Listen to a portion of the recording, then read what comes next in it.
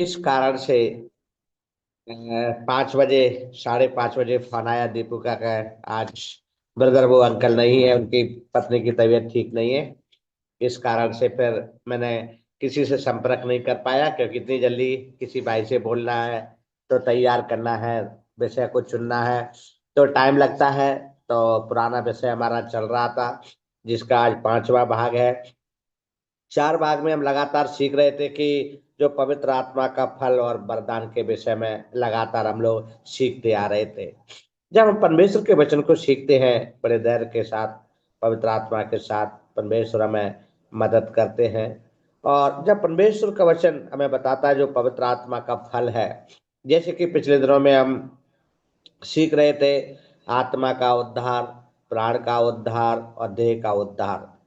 तो हम लोग कहते हैं पिता पुत्र पवित्र आत्मा, ये तीनों का उद्धार।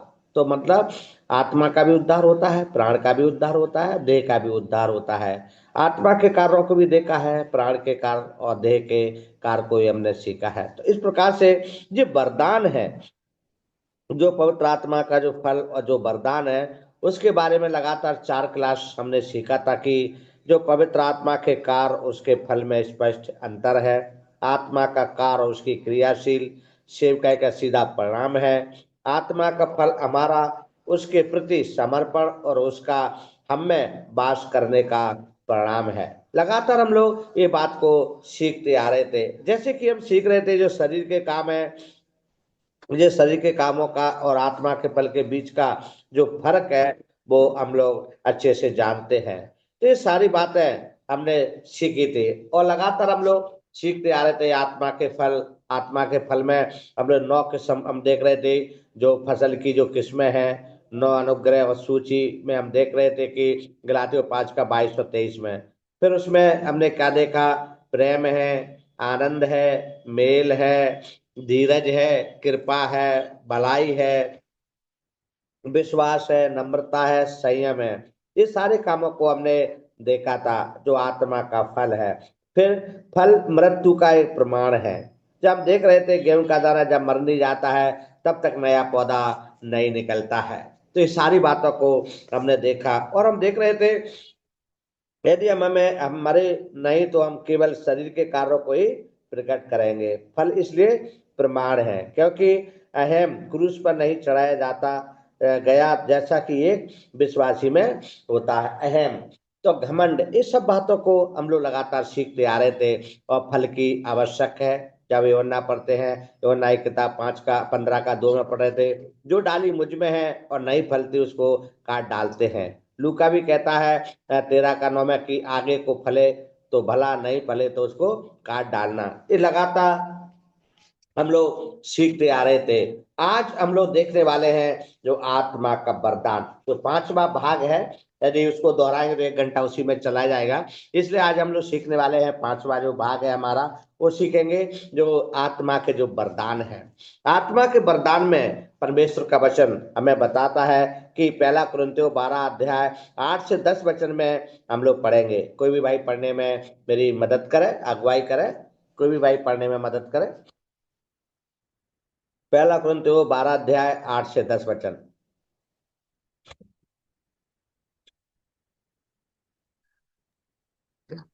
क्योंकि एक को आत्मा के द्वारा बुद्धि की बातें दी जाती हैं और दूसरे को उसी आत्मा के अनुसार ज्ञान की बातें, और किसी को उसी आत्मा से विश्वास और किसी को उसी एक आत्मा से चंगा करने का वरदान दिया जाता है। फिर किसी को सामर्थ्य के काम करने की शक्ति, और किसी को भविष्यवाणी की, और किसी को आत्माओं की परख, और किसी को अनेक प्रकार की भाषा, और किसी को भाषाओं का अर्थ बताना। Thank you Vinod. कितना सुंदर बात है जो आत्मा के जो वरदान है। आजकल हम लोग देखते हैं कई बहन भाइयों को प्रभु वरदान भी देता है, चंगा करने का वरदान है, प्रार्थना वो करते हैं।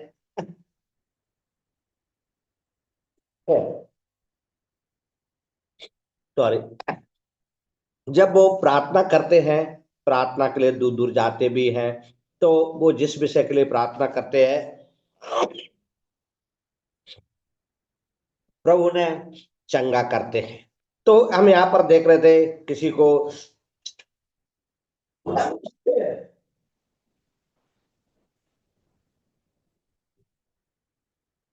सॉरी, जुकाम हो गया इस कारण से। तो यहाँ पर हम देख रहे हैं जो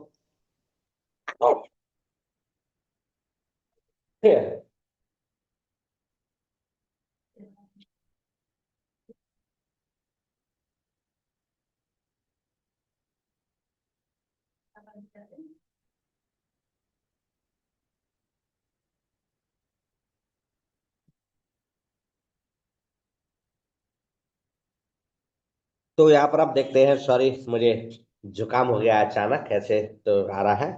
तो यहाँ पर हम देख रहे थे जो वरदानों की जो किस्में हैं। पहले हम लोग देख रहे थे नौ ग्रह के बारे में और जो फल के विषय में हम लोग देख रहे थे। तो आज हम लोग देख रहे हैं आत्मा के जो वरदान हैं। वरदान में क्या देखते हैं, जो वरदानों की किस्म है, जो किस्में हैं।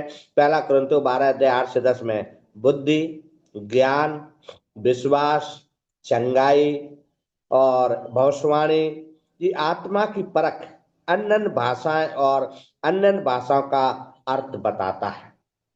जब पितृक के दिनों में हम देखते हैं, जब प्रेरितों की किताब में 2 अध्याय में जब 47 वचन में जब आते हैं, तो वहां पर हम देखते हैं जब यीशु मसीह पर लोगों ने विश्वास किया, 3,000 के लोग लगभग थे, और उनके ऊपर पवित्र आत्मा का उतरना हुआ और वो वहां पर अन्य भाषा बोलने लगे, यीशु मसीह को भी ग्रहण किया।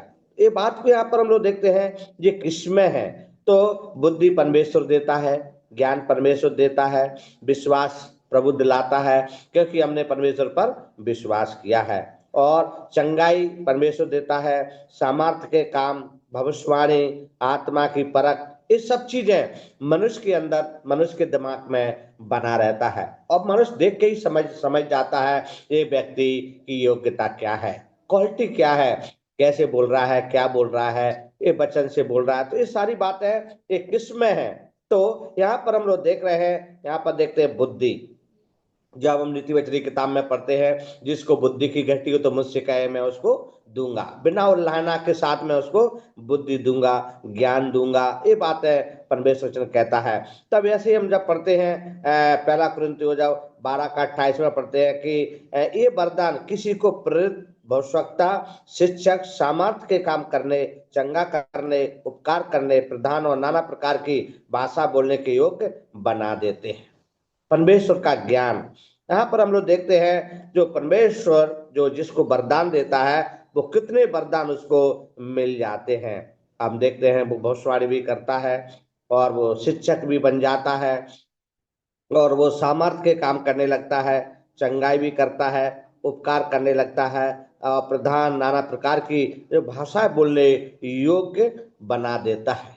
तो परमेश्वर इतने कार्य करता है, आत्मिकता के जो वरदान प्रभु देता है। आज हम देख रहे हैं पूरे देश में जब प्रभु का कार्य चल रहा है, प्रभु ने प्रत्येक व्यक्ति को अपने कार्य के लिए चुना है।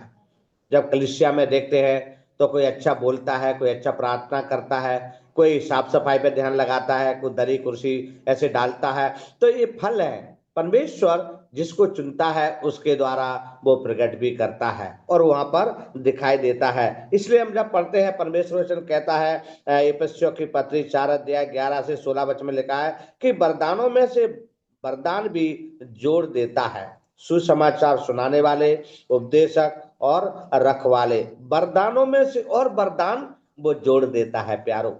जब हम लोग संत पौलुस यहाँ पर कह रहे हैं कुरिन्थियों की किताब में, इफिसियों की किताब में बड़ी गहराई से यहाँ पर वो बता रहे हैं, इफिसियों की किताब में जब हम पढ़ रहे हैं, सुसमाचार सुनाने वाले, उपदेशक और रखवाले भी है, वो जोड़ देता है, जोड़ देता है। हम परमेश्वर के वचन में पढ़ते हैं, तब यहाँ पर देखते हैं जो वरदानों की किस्में है ना, एक एक करके वो जोड़ने वाला परमेश्वर है। वो परमेश्वर हमेशा अपने बेटों को, अपने दासों को वो इस्तेमाल करता है, हर बात में वो इस्तेमाल करने वाला परमेश्वर है। और उस चीज की हमें चाहत हो जाती है, उस चीज की हमारे मन में भूख और प्यास हो जाती है, उसके प्रति हमारी लगन हो जाती है। पर हम लोग फिर कुछ इस नजर नहीं देखते हैं, सिर्फ परमेश्वर को देखते हैं।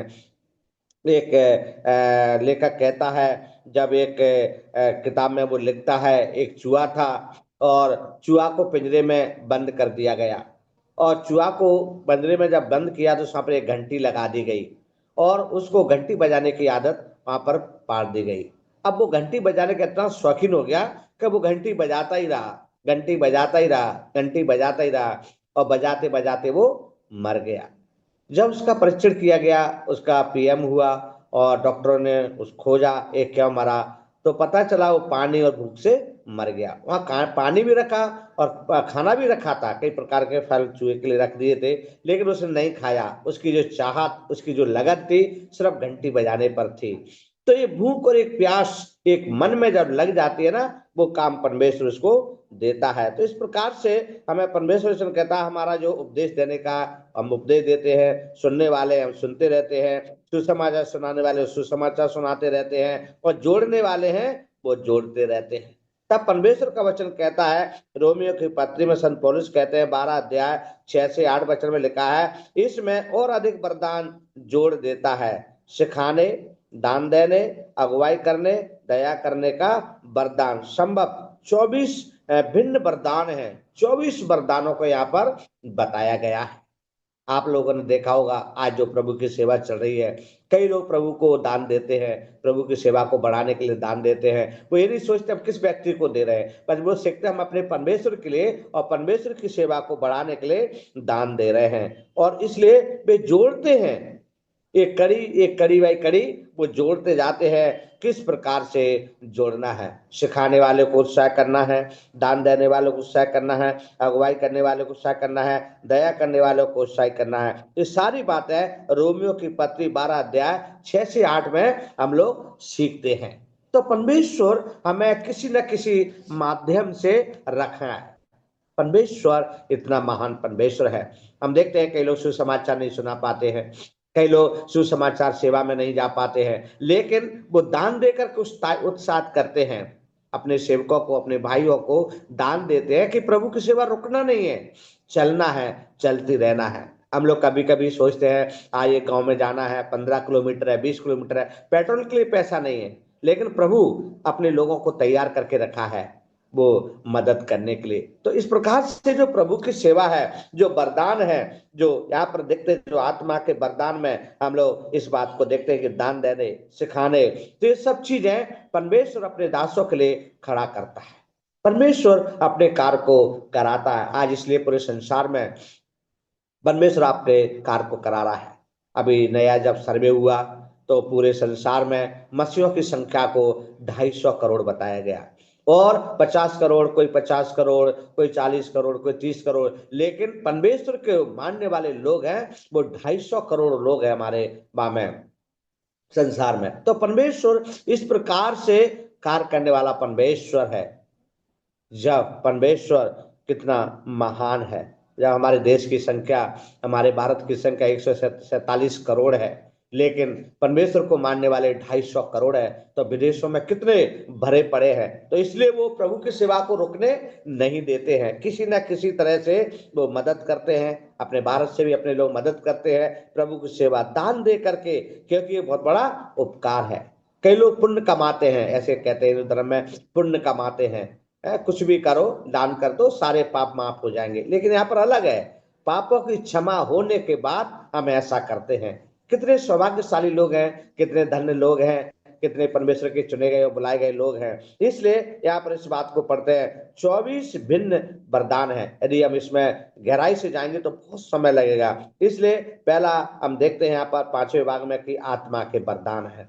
उसके बाद देख रहे हैं जो वरदान है, वरदान प्रभुता प्रभात्मक रूप से है, जैसे कि हम देखते हैं दिए जाते हैं। पहला कुरिन्थियों कहता है 12 अध्याय 11 वचन में, परंतु ये सब प्रभावशाली कार्य वही एक आत्मा करवाता है, और जिसे जो चाहता है वह बांट देता है। प्यारो, हम कोई काम नहीं करते हैं, लेकिन परमेश्वर वो काम को करवाता है। यहाँ पर स्पष्ट लिखा है, चाहे तो हम लोग पढ़ सकते हैं कि पहला कुरिन्थियों 12 अध्याय 11 वचन पढ़ेंगे। पहला कुरिन्थियों 12 का 11। परंतु परंतु ये सब प्रभावशाली कार्य वही एक आत्मा करवाता है, और जिसे जो चाहता है वह बांट देता है। देखो यहाँ पर कितनी सुंदर बात को हम लोग देख रहे हैं, जो परमेश्वर चाहता है वो बांट देता है। तो परमेश्वर कितना दया से भरा हुआ परमेश्वर है, कितना महान और सामर्थ्य परमेश्वर है। तो यहाँ पर वो स्पष्ट कहता है कि परंतु इस प्रभावशाली कार्य वही एक आत्मा करवाता है, और जिसे जो चाहता है वह बांट देता है। तो परमेश्वर बांटने वाला भी है। परमेश्वर एक जगह सीमित नहीं है। जैसे शिक्षक अपने ज्ञान को बांटता है, हजारों शिक्षकों को पढ़ा के तैयार करता है, वो शिक्षक कोई आईएएस, कोई आईपीएस, कोई बड़े बड़े अधिकारी, कोई कोई बहुत कई पोस्ट पे चले जाते हैं, तो वो क्या करता है, अपने ज्ञान को बांटता है, और उस ज्ञान के द्वारा लोग पढ़ लिख करके बच्चे अच्छी पोस्ट पर चले जाते हैं। वही बात यहाँ पर हम देखते हैं, आत्मा का जो वरदान है ना, आत्मा के वरदान के बारे में बड़ी गहराई से हम लोग देख रहे हैं। पहला कुरिन्थियों की किताब 12 अध्याय में यदि पढ़ेंगे तो पूरा जो 12 अध्याय है जो पूरा वरदानों से भरा हुआ है, गहराई से हम लोग यहाँ पर सीख सकते हैं। इसलिए वो कहता है जो वरदान है ये प्रभावशाली है, प्रभावशाली वरदान कार्य है भाई, एक आत्मा कराता है, और जिसे जो चाहता है वह बांट देता है। तो परमेश्वर बांटने वाला परमेश्वर है। इसलिए जब लोग पढ़ते हैं, परमेश्वर वचन कहता है, ये रोमियो की पत्री जब 12 अध्याय में आते हैं तो और भी वरदानों के बारे में वो बताता है। जब लोग यहाँ पर देखते हैं परमेश्वर का वचन कहता है, जब हम लोग पढ़ते हैं रोमियो 12 का 6 से 8 में, तो इस प्रकार से सारी बातें वो स्पष्ट करता है। पवित्र आत्मा नए विश्वासी को मसीह की देह में स्थापित कर देता है, और उसे देह के उस विशेष भाग का कार्यभार सौंप देता है। अपना जो कार्यभार को सौंपने वाला परमेश्वर, एक जिम्मेदारी को देने वाला परमेश्वर है। इसलिए आज हम गर्व से कहते हैं परमेश्वर ने मुझे गोद लिया है, क्योंकि परमेश्वर से कहता है लेपालकपन की आत्मा दी है। लेपालक मतलब प्रभु ने हमें अपना बेटा बनाया है, हमें गोद लिया है। इसलिए पवित्र आत्मा नए विश्वासी को मसीह की देह में स्थापित कर देता है। पवित्र आत्मा एक विश्वासी को मसीह की देह में स्थापित कर देता है, मतलब हम प्रभु में शामिल हो गए, प्रभु की देह में हमारा देह शामिल हो गया है, और उसे देह के उस देह विशेष भाग का कार्य भार सौंप देता है। जब हम लोग पढ़ते हैं इफिसियों की पत्री और उसका 2 अध्याय 21 और 22 वचन में पढ़ेंगे, इफिसियों 2 का 21-22।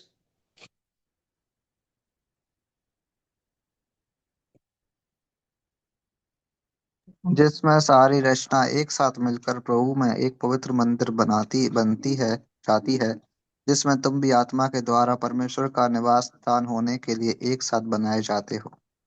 देखो कितना सुंदर वचन है। संत पौलुस इफिसियों की पत्री में क्या कह रहे हैं, जिसमें सारी रचना एक साथ मिलकर प्रभु में ये पवित्र मंदिर बन जाती है। पवित्र मंदिर हम लोग बन जाते हैं, जिसमें सारी रचना एक साथ मिलकर प्रभु में पवित्र मंदिर बन जाती है। इसलिए परमेश्वर क्या कहता है, तुम्हारा देह मेरा ही मंदिर है, तुम्हारा देह मेरा ही मंदिर है। इसलिए वो परमेश्वर हमारे दिल में बैठकर रहता है, हमारे दिलों में वो बसा हुआ है, हमारा दिल उसका मंदिर है। इसलिए मैं परमेश्वर को कहीं ढूंढने की आवश्यकता नहीं है, कहीं खोजने की आवश्यकता नहीं है, ना बुलाने की, वो खुद पहले से हमारे दिल में बसा हुआ है। परमेश्वर ने सृष्टि बनने से पहले मुझे और आपको चुन लिया, सृष्टि बनने से पहले। इसलिए हम लोग गीत गाते हैं, सृष्टि रचने से पहले प्रभु ने मुझे चुन लिया। और जब 22 वचन क्या कहता है, जिसमें तुम भी आत्मा के द्वारा परमेश्वर का निवास स्थान होने के लिए एक साथ बनाए जाते हो। एक स्थान, यहाँ पर एक स्थान, निवास स्थान, परमेश्वर का निवास स्थान होने के लिए एक साथ बनाए जाते हो। मतलब प्रभु ने एक जगह हमारे लिए तैयार की है, वो जगह स्वर्ग राज्य है। इसलिए ये पवित्र आत्मा के जो वरदान, ये प्रोत्साहनात्मक जो रूप है वो यहाँ पर दिए जाते हैं। इसलिए वो कहता है परंतु ये सब प्रभावशाली कार्य एक आत्मा करवाता है, जिसे चाहता उसे बांट देता है। पवित्र आत्मा नए विश्वासी को मसीह की देह में स्थापित कर देता है, और उसे देह के उस विशेष भाग का कार्य भार सौंप देता है। इसलिए स्थिति का चुनाव करना परमेश्वर का विशेष अधिकार है, यह उसकी प्रभुत्वात्मक इच्छा ही है। जैसे कि वह स्थान चुन लेता है और नई कोशिशों को उसी के अनुप ढल जाता है। सारे कार्य परमेश्वर की इच्छा के अनुसार होते हैं। इसलिए वो कहता है, जो परमेश्वर वही वो करता है। और हम देखते हैं वरदान हितकारी है। वरदान हितकारी है। पहला इसमें हम देख रहे थे जो आत्मा के वरदान में वरदानों की किस्में हैं। वरदान प्रपुष्टात्मक रूप है, और उसके बाद देख रहे हैं वरदान हितकारी है। जब लोग पहला कुरिन्थियों में पढ़ते हैं, वो पहला कुरिन्थियों 12 का 7 में पढ़ते हैं, किंतु सबके लाभ पहुंचाने के लिए हर एक को आत्मा का प्रकाश दिया जाता है। यह उस कोशिकाओं को अधिक उपयोगी और लाभदायक बनाने के लिए दिया जाता है। कोशिकाएं हमारे शरीर के अंग को हम लोग क्या है नाम लेते हैं ना, वो परमेश्वर का वचन वो हमारे लाभ के लिए कह रहा है। जो वरदान हितकारी है। हितकारी मतलब हमारी ही भलाई के लिए है, हमारी कोशिकाओं के लिए है, हमारी नसों के लिए, हमारे शरीर के अंग अंग के लिए परमेश्वर ने किया है। किंतु परमेश्वर कहता है किंतु, पहला कुरिन्थियों 12 का 17 हम लोग पढ़ सकते हैं, 12 का 7 पढ़ सकते हैं। पहला कुरिन्थियों 12 का 7। किंतु सब के लाभ पहुंचाने के लिए हर एक को आत्मा का प्रकाश दिया जाता है। देखो क्या, किंतु सबके लाभ पहुंचाने के लिए। तो परमेश्वर मेरे और आपके लिए लाभ देने वाला परमेश्वर है। परमेश्वर मुझे और आपको लाभ देता है। कब? जब हम विश्वास योग्यता के साथ जीवन बिताते। मेरा दिल उसका मंदिर है, वो बैठकर बातें करता है, सारे हमारे हित की बातें वो हमारे लिए करता है। हितकारी है, वरदान हितकारी है। इसलिए ये बात है जो उस कोशिकाओं को अधिक उपयोगी, जो लाभदायक बनाने के लिए दिया जाता है हमारे शरीर के लिए। जब विश्वासी को एक नया वरदान दिया जाता है तो उससे समस्त देह को लाभ प्राप्त होता है, पूरे शरीर को आनंद मिलता है।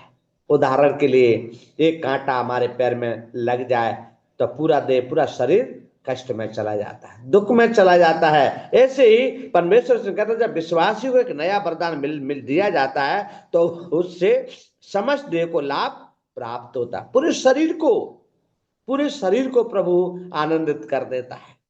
खुशी की खबर, खुशी की लहर, पूरा परमेश्वर हमारे दिल में जब हमें आनंदित कर देता है, पूरा शरीर आनंद से भर जाता है, एक जोश जैसे आ जाता है। इस चीजों को हम यहाँ पर देखते हैं। तब परमेश्वर वचन कहता है जो मानव देह है, मानव देह में अनावश्यक अंग नहीं है। हम लोग कह सकते हैं कोई अंग बेकार है। आंख, अरे ये तो बेकार है, हमारे शरीर के लिए कोई काम की नहीं है। कान, अरे ये तो हमारे शरीर का अच्छा अंग नहीं है, देखने में बुरा लगता है। कौन सा अंग ऐसा है जो बेकार है? परमेश्वर का वचन कहता है मानव देह में अनावश्यक अंग नहीं है, यहाँ तक कि उंडक पुच्छ, जो उंडक पुच्छ का भी कार्य है। इसी प्रकार मसीह की देह में भी अनुपयोगी आराम तलब लोग नहीं होने चाहिए। परमेश्वर का वचन आज हमें सिखाता है ऐसा कोई अंग या ऐसा कोई व्यक्ति हमारे बीच में नहीं होना चाहिए जो विश्वासियों को नष्ट करे, खराब करे, गलत शिक्षा दे, गलत रास्ते पर ले जाए। इसलिए वो यहाँ पर कहता है उनको चुप। तो ये सब बातें परमेश्वर हमारी भलाई के लिए कर रहा है। जो हमारा जो हितकारी शरीर परमेश्वर के उपयोग में होना है। इसलिए परमेश्वर वचन कहता है जो मसीह की देह में हमारा बपतिस्मा और मन परिवर्तन है। मसीह की देह में हमने यीशु मसीह को उद्धार करता करके ग्रहण कर लिया। हमारा देह का उद्धार, हमारी आत्मा का उद्धार, हमारे जो प्राण का उद्धार। अभी देह, मसीह की देह हमारा बपतिस्मा और मन पदन है। पहला कुरिन्थियों कहता है जब 12 का 13 में पढ़ते हैं, पहला कुरिन्थियों 12 अध्याय और 13 वचन में पढ़ेंगे, केवल इसलिए नहीं हुआ कि हम नरक से बच जाएं, परंतु इसलिए भी हुआ कि हम उसकी देह के लिए सहायता और आशीष हो। इस सब किस लिए हुआ है? परमेश्वर का वचन कहता है। हम लोग पहला कुरिन्थियों 12 का 13 पढ़ेंगे।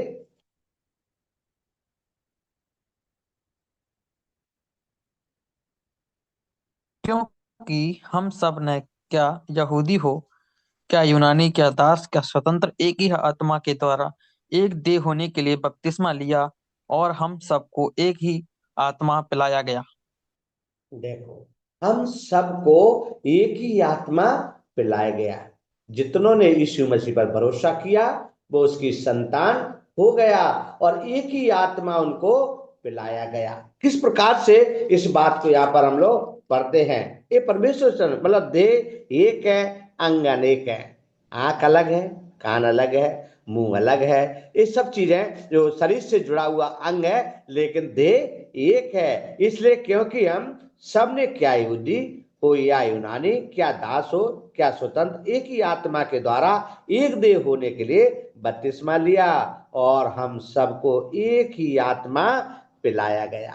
एक ही आत्मा पिलाया गया है। इसलिए हम पढ़ते हैं परमेश्वर केवल इसलिए नहीं कि हुआ कि हम नरक से बच जाएं, परंतु इसलिए भी हुआ कि हम उसकी देह के लिए सहायता और आशीष बन जाए, सहायता और आशीष बन जाए। इसलिए पूरा देह पूरा शरीर परमेश्वर का है। इसलिए नहीं कहना है मैंने आत्मा को दिया है प्राण नहीं दिया है, प्राण को दिया है देह को नहीं दिया है। हमने आत्मा को भी दिया, प्राण को भी दिया और देह को भी दिया। परमेश्वर ने आत्मा प्राण देह को चुन भी लिया, अपना बेटा बना लिया है, हमारे दिल में वो बस गया। वो पवित्र परमेश्वर है। इसलिए हम देखते हैं जो मसीह की देह के अदृश्य कलीसिया को अधिक मजबूत होना चाहिए, क्योंकि आपको उसमें रखा गया है और आपको पवित्र आत्मा द्वारा विशेष वरदान देकर योग्य बना दिया गया है। मेरे प्यारे भाई और बहनों, कितनी गहराई बात है जो परमेश्वर वचन कहता है मसीह की देह अदृश्य कलीसिया को अधिक मजबूत होना चाहिए, क्योंकि आपको उसमें रखा गया है और आपको पवित्र आत्मा द्वारा विशेष वरदान देकर योग्य बना दिया गया है। हमारी एक क्वालिटी, हमारी एक पहचान प्रभु ने कलीसिया में बना कर दी है। इसलिए हम निराश नहीं होना है। ये नहीं सोचना है बस मैं तो संडे वर्शिप जाता हूँ, घर पा जाता हूँ, मेरा कोई मतलब नहीं, मेरा कोई कारण नहीं। प्यारो, लोग देखें ना देखें, लेकिन परमेश्वर देख रहा है हम किस योग्य हैं और किस योग्य नहीं है। हमें परमेश्वर ने इसलिए कलीसिया में रखा है, इसलिए कलीसिया में आने दिया है। संडे वर्शिप में कोई भी मीटिंग हो, पर्सनल मीटिंग हो, कुछ भी हो, इसलिए रखा विशेष वरदान देकर योग्य बना दिया गया है। योग्य बना दिया गया है कि हम सन्मुख परमेश्वर के सन्मुख बैठकर हम परमेश्वर से प्रार्थना कर सकें। कई भाई बहन लोग घूमते रहते हैं, प्रार्थना करने के लिए जाते रहते हैं 100 किलोमीटर, 200 किलोमीटर, 300 किलोमीटर, बहुत खर्चा होता है, लेकिन परमेश्वर ने जो वरदान दिया है इसलिए वो इस्तेमाल कर रहे हैं, इसलिए वो इस्तेमाल कर रहे हैं। तो ये बात को हम यहाँ पर पढ़ते हैं। इसलिए जो वरदान हितकारी है। अभी हम सीखते हैं वरदानों की चाय होनी चाहिए। वरदानों की भी चाय होती है और हमें होना भी चाहिए वरदानों की चाय। इस प्रकार से हम देखते हैं पहला कुरिन्थियों कहता है 12 अध्याय 31 वचन में लिखा है, तुम बड़े से बड़े वरदानों की धुन में रहो। तुम बड़े से बड़े वरदानों की धुन में रहो। यहाँ पर लिखा है, क्या सब अनुवाद करते हैं? तुम बड़े से बड़े वरदानों की धुन में रहो, परंतु मैं तुम्हें और भी सबसे उत्तम मार्ग बताता हूं। कैसे वरदान की धुन में रहना है? ये नहीं सोचना है मुझे वरदान दो यीशु कि मैं बड़े बड़े काम करूं, सोना उखाड़ूं, हीरा मोती ढूंढूं, जगह जगह जाऊं, बड़े बड़े काम करूं, मेरा नाम हो, देश में मेरा नाम पूजा जाए, है मुझे ईश्वर लोग समझने लगे। प्यारो, परमेश्वर ऐसे नहीं कह रहा है। परमेश्वर ऐसे हमसे बात नहीं कर रहा है। वो किस वरदानों की बात कर रहा है? यहाँ पर लगा क्या सब अनुवाद करते हैं, तुम बड़े से बड़े वरदानों की धुन में रहो, परंतु मैं तुम्हें भी सबसे उत्तम मार्ग बताता हूँ। परमेश्वर मार्ग देने वाला है। चंगाई का वरदान होता है? क्या सब नाना प्रकार की भाषा बोलने का वरदान होता है, उपदेश देने का वरदान होता है, प्रेरित भविष्यवक्ता का वरदान होता है। अब ये सारी बातों को देखते हैं, ये वरदान है, ये परमेश्वर दे रहा है। ये वरदान परमेश्वर की ओर से है। प्यारे, मुझे और आपको भी वरदान प्रभु ने दिया है। हम भी प्रार्थना करते लोग चंगाई पाते हैं, लेकिन ऐसे नहीं तेल ले लिया, पानी ले लिया, किसी प्रकार से हम लोग आडंबर लेके या किसी को दिखाने नहीं। आत्मा से मांगो, प्रभु आत्मा से देगा। हमें दिखाने की आवश्यकता नहीं है, हमें ऐसा कुछ करने की आवश्यकता नहीं कि लोग उसको अलग समझें, उनके मन में भय हो जाए, डर हो जाए, किसी प्रकार से वो सोचने लगे। ऐसा मैं करने की आवश्यकता नहीं है। प्यारो, परमेश्वर का वचन हमें बताता है। इसलिए हम देखते हैं यहाँ पर लिखा है, परमेश्वर वचन में जब पढ़ रहे थे, तुम बड़े से बड़े वरदानों की धुन में रहो। परमेश्वर वरदान देगा, परमेश्वर वरदान देने वाला है। बस एक हमें अपने मन में चाह होना चाहिए। केवल एक दो वरदानों से ही संतुष्ट ना हो जाइए, दूसरे ऐसे वरदानों की खोज कीजिए और उनके लिए प्रार्थना कीजिए जो आपको उस विशेष स्थिति के लिए सहायता हो जो देह में प्रभु ने आपको प्रदान की है। हमारे देह में परमेश्वर ने ऐसे वरदानों को भी रखा है जिसकी चाह हमें होना है, जिसकी भूख और प्यास हमें होना है प्यारो। परमेश्वर का वचन कहता है इसलिए केवल एक दो वरदानों से संतुष्ट नहीं होना है। कई लोग बस संतुष्ट हो जाते हैं, अब मुझे कुछ करने की आवश्यकता नहीं है, मेरा काम खत्म हो गया, जो जिम्मेदारी प्रभु ने दी थी अब वो मुझसे मिट गई, अब मेरा कोई काम नहीं है। ऐसा वरदान नहीं, और भी चाहत होना है, प्रभु के लिए और भी काम करना है।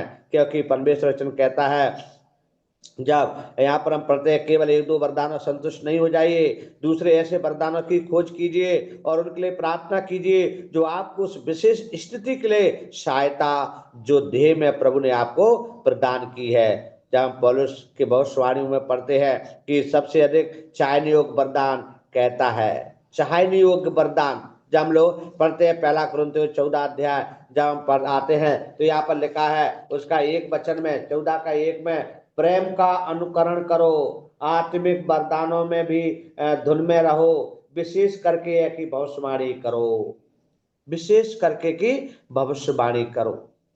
तो इस प्रकार से हम लोग देखते हैं और भी वरदानों की खोज में रहो। 39वां वचन कहता है, अतः भाइयों भविष्यवाणी करने की धुन में रहो और अन्य भाषा बोलने से मना ना करो।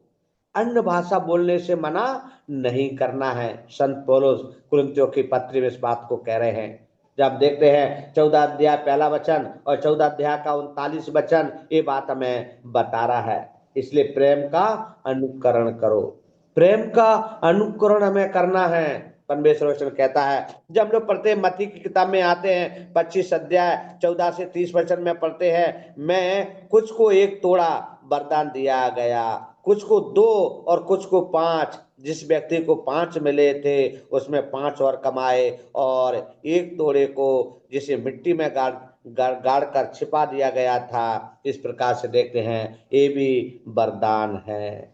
परमेश्वर ने परखने के लिए बोला, परखने के लिए कहा। 5 तोड़े दिए, 5 ने 5 कमा ले, एक को दिया तो उसने गाड़ के रख दिया और कह रहा मैं डर गया प्रभु, मैं डर गया था, कहीं आके मुझसे आप हिसाब लेंगे तो मैं क्या करूंगा। इस प्रकार से मत में बड़ी तोड़ा उस 10 तोड़े वाले को दे दिया गया और अंत में उसके पास 11 तोड़े वरदान हो गए। परमेश्वर घटाता नहीं है प्यारो, मेरे भाई और बहनों, परमेश्वर बढ़ाता है। परमेश्वर किसी की परीक्षा भी नहीं करता है, योग्यता को देख रहा है। उसने तोड़े को दिया, योग्यता को देखा है। 5 के 11 तोड़े हो गए। क्या हो गए? जिसको एक तोड़ा दिया था उसने गाड़ के रख दिया था, प्रभु ने उससे वापस ले लिया, और जिसने 5 और कमाए 10 थे उसको एक और दे दिया, 11 तोड़े हो गए। परमेश्वर ने इतनी आशीष उसको दे दिया प्यारो। परमेश्वर आशीष देता है। इसलिए ये परमेश्वर का वचन में बताता है कि मन परिवर्तन पर हमारे पास केवल 1 या 2 वरदान हो सकते हैं, परंतु हमें परमेश्वर की महिमा के लिए अधिक वरदानों की खोज में लगे रहना चाहिए। मन परिवर्तन के समय तो 1-2 वरदान हो सकते हैं प्यारो, लेकिन जब परमेश्वर की महिमा के लिए अधिक वरदानों की खोज में हमें क्या करना है? लगे रहना है। वरदान, आशीष पाना, ये सब परमेश्वर में दे रहा है, तो हमें 1 से 2 कमाना परमेश्वर ने मना नहीं किया। 5 तोड़े दिए 10 कहने के लिए मना नहीं किया। मतलब ये वरदान है, परमेश्वर के आशीष है, इसको हमें छिपाना नहीं है, हमें गाड़ना नहीं है, हमें कोशिश करना है, बढ़ाना है, कमाना है। ये परमेश्वर में ये सिखाते हैं। व्यक्तिगत रूप से मेरा विश्वास है कि जब मैंने बाइबल स्कूल के स्नातक पास किया तो मेरे पास केवल 1-2 वरदान ही थे, परंतु विश्वास कीजिए कि पिछले 20 वर्षों में परमेश्वर ने मुझे कई दूसरे वरदान दिए हैं, कई दूसरे वरदान लेकर कह रहा है। तो परमेश्वर वरदान देता है, वरदान देता है। कई लोगों को सुन के थोड़ा अच्छा नहीं लगता है, अरे प्रभु ने तो मुझे कहीं का नहीं छोड़ा है, मैं 20 साल 25 साल से प्रभु को मानता हूं, मुझे कोई लाभ नहीं मिला है, मुझे कोई वरदान नहीं मिला, मुझे कोई ग्रोथ नहीं हुआ है, मुझे मनपसंद कोई चीज नहीं मिल पा रही है, मैं मांग रहा हूं मांग रही हूं, मुझे नहीं हो पा रहा है। प्यारो, परमेश्वर की परीक्षा नहीं लेना है, परमेश्वर की परीक्षा नहीं लेना है। प्यारो, एक दंड आ जाएगा हमारे ऊपर यदि हम ऐसा सोचेंगे तो। प्रभु देगा, विश्वास करो, परख कर देखो वह कैसा भला है, चख कर देखो। इसलिए जो वरदान मिला है, और भी हमें चाहने योग्य वरदान चाहिए और हमें मांगना भी है। प्रभु देगा, हमारे लिए देगा। हमारे जवान बच्चे हैं, युवा बच्चे हैं, हम यही प्रार्थना करते हैं, जीवन साथी देना है, योग्य देना है, योग्य बढ़ चढ़ के प्रभु देना है। तो ये क्यों है? क्योंकि हमारा मन प्रभु की इच्छा में है। प्रभु यही चाहता है कि मुझसे मांगे, मैं इनको दूंगा। इसलिए मन परिवर्तन पर हमारे पास केवल एक या दो वरदान हो सकते हैं, परंतु हमें परमेश्वर की महिमा के लिए अधिक वरदानों की खोज में लगे रहना है। व्यक्तिगत रूप से मेरा विश्वास है कि जब मैंने बाइबल स्कूल में स्नातक पास किया तो मेरे पास केवल एक दो वरदान थे, परंतु विश्वास कीजिए पिछले 20 वर्षों में मुझे कई और दूसरे वरदान मिले हैं, दिए गए। परमेश्वर हर समय हमारी मदद करने के लिए तैयार है, बस समय मांगना है। इसलिए वरदानों की इच्छा होना बहुत जरूरी है। कौन नहीं चाहेगा कि मेरे लिए अच्छा हो जाए? कौन नहीं चाहेगा कि मुझे और ऊंचा उठना है? कौन नहीं चाहेगा मेरे पास ये है तो ये हो जाए?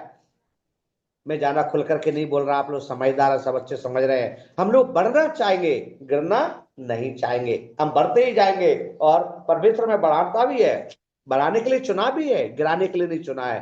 प्रभु ने घूरे से उठाया जरूर है, लेकिन घूरे पे बैठने नहीं देगा। परमेश्वर वचन कहता है, मैं तुझे घूरे से उठाकर आसमान में खड़ा करूंगा। इसलिए वो परमेश्वर इतने वरदान हमें दिए हैं, शिक्षा बांटने का, नौकरी करने का, कई प्रकार के, कई योग्यता के साथ दान देने का भी वरदान है। कई लोग दान देते नहीं है, बहुत कमाते हैं, देना नहीं चाहते हैं, लेकिन कई लोगों को इतना परमेश्वर ने चुना कि जो कुछ है वो पूरा दे देते हैं। जैसे हम बूढ़ी माँ के द्वारा सीखते हैं, एक मुट्ठी आटा था, एक कुप्पी में थोड़ा तेल था, वो प्रभु के लिए दे दिया। तो ऐसे लोग हैं, प्रभु बहुत प्रसन्न होता है, प्रभु ने वो वरदान दे दिया। कभी भी आटे का बर्तन खाली नहीं होगा, तेल की कुप्पी कभी खाली नहीं होगी।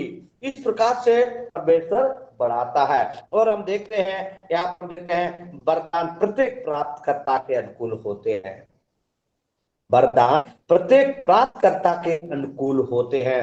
परमेश्वर सबको देता है, सबको प्रभु देना उसको अच्छा भी लगता है। पहला कुरिन्थियों 7:7 में पढ़ते हैं, प्यारो, हम जब परमेश्वर के वचन में लिखा है, कुरिन्थियों 7:7,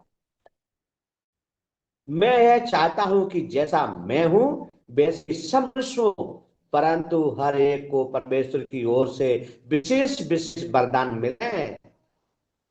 मिले से गड़बड़ हो गया। तो हम यहाँ पर सीख रहे थे परमेश्वर के वचन से जो वरदानों की चाह होना चाहिए। उसके बाद हम सीख रहे थे वरदान प्रत्येक प्राप्तकर्ता के अनुरूप होते हैं। वरदान प्रत्येक जो कार्यकर्ता के अनुरूप, जैसे पहला कुरिन्थियों 7:7 में हम पढ़ रहे थे, यहाँ पर लिखा था, मैं ये चाहता हूं कि जैसा मैं हूं वैसे ही सब मनुष्य हो। प्यारो, ऐसा परमेश्वर कोई होगा? मेरा परमेश्वर, हमारा परमेश्वर है, जैसे मैं हूं वैसा तुम बनो, जैसे मेरा स्वभाव है वैसे तुम्हारा स्वभाव हो, जैसे मेरा काम है वैसे तुम्हारा काम हो। परमेश्वर हम लोग को अपना बराबर का दर्जा देता है। हम कई जगह देखते हैं लोग गुलाम बनाना चाहते हैं, और लोग गुलाम बन भी जाते हैं, लेकिन हमारा परमेश्वर ने हमको गुलाम नहीं बनाया। प्यारो, अपना बेटा, अपना जिगर का टुकड़ा बना के रखा, तो वो परमेश्वर हमसे कितना प्यार करता होगा। जैसे हम अपने बच्चों से प्यार करते हैं, परमेश्वर हमसे उससे बढ़कर प्यार करता है। इसलिए यहाँ पर हम लोग देखते हैं, पहला तो जो 7:7 में यहाँ पर परमेश्वर कहता है, मैं चाहता हूं कि जैसा मैं हूं वैसे ही सब मनुष्य हो, परंतु हर एक को परमेश्वर की ओर से विशेष विशेष वरदान मिले हैं। किसी को किसी प्रकार का और किसी को किसी और प्रकार का वरदान मिला है। प्यारो, कोई बात तो मैं कह रहा था, 5 को 5 कमाने का वरदान है? वो वरदान में से अपने प्रभु के कार्य के लिए वो दान देने के लिए भी तैयार है। दान देता भी है। वो किस लिए? क्योंकि परमेश्वर ने वो वरदान उसको दिया। वो भूख और प्यास वो चाहत दी ताकि प्रभु का काम रुकना नहीं है, प्रभु का काम बढ़ते जाना है, बढ़ते जाना है। इसलिए यहाँ पर हम लोग वरदान प्रत्येक कार्यकर्ता के अनुरूप है। हर एक को परमेश्वर ने विशेष विशेष वरदान दिए हैं। जब हम यहाँ पर पढ़ते हैं, परमेश्वर का वचन कहता है मसीह में हर एक विश्वासी के पास एक वरदान है, एक भी व्यक्ति को बुलाया नहीं गया है। परमेश्वर ने किसी को नहीं बुलाया गया है।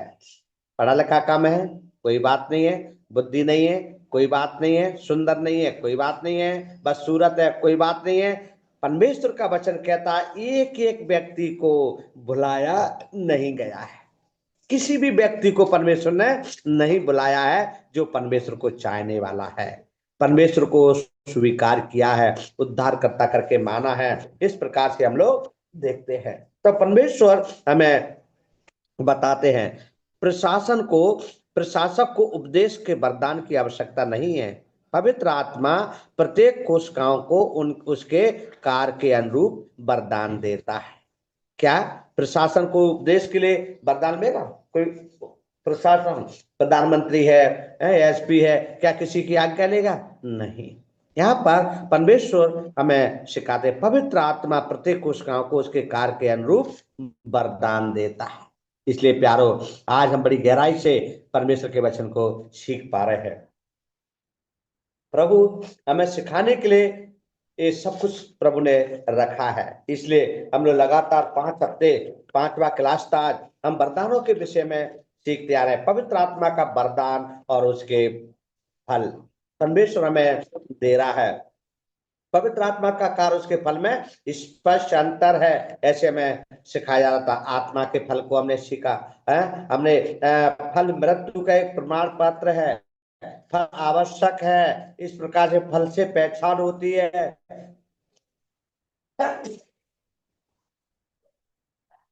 सॉरी। तो यहाँ पर फल से अपराध है। इस प्रकार से हम लोग